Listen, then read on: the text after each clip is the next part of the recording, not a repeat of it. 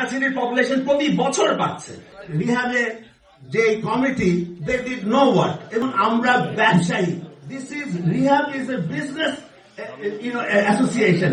রাজুকে যে বিধিমালা ছিল 96-এ, সেটা চেঞ্জ হয়ে যখন 2008-এর হয়, it was an excellent plan because that started detail area plan for Dhaka started, and ওর সাথে সাথে আমাদের যে ফার্টটা হয়েছিল was excellent। যারা আপনারা লক্ষ লক্ষ কোটি কোটি টাকা ইনভেস্ট করেছেন, I found যে পুরো আকাশ আমাদের মাথায় ভেঙে পড়লো। অথচ রিহ্যাব আমাদেরকে নিয়ে বসেনি।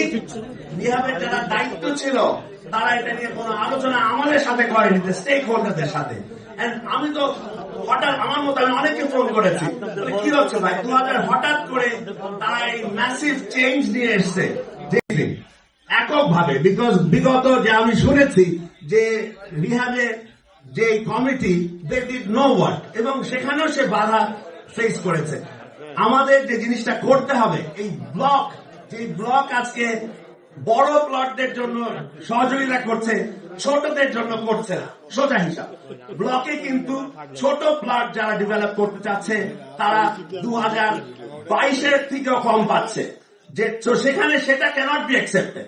আমি প্রতিজ্ঞা করছি যে ওনার সাথে প্রতিবাদ করতে চাচ্ছি যে আমরা আগে ফারের রাস্তা এবং প্লট এরিয়া সাইজের উপরে ফার পেতাম, এখন বেঁধে দিয়েছে ইউনিট সাইজ।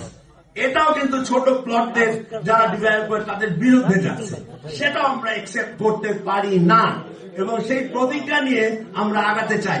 আমাদের অনেক developers are facing lot of problem, because রাজুকে গেলে বলে ও এখন ডিজিটালাইজ, ওটা আপলোড করা যাচ্ছে না, তাদের প্ল্যান পাস করতে কয়েকদিন পরে প্ল্যান আবার ফেরত দেয়। So what we want is we will have a technical committee. প্রতিবার আমি কথা বলেছি এবং আমাদের অন্যান্য যারা সদস্য আমাদের সাথে দাঁড়িয়েছে, we will have a technical committee, we will have a cell, যে সেল থেকে আমরা প্ল্যান, যেটা আমি আগেও চেয়েছিলাম, we should be given the responsibility। আমাদের তো কাজ করতে হবে। হাউজিং কোথায় যাবে, মানুষ কোথায় যাবে? ঢাকা সিটির পপুলেশন প্রতি বছর বাড়ছে। ঢাকা সিটির পপুলেশন, মানুষ কোথায় থাকবে? রাস্তায় থাকবে? এই প্রশ্নটা কেন রিহ্যাব থেকে করে না?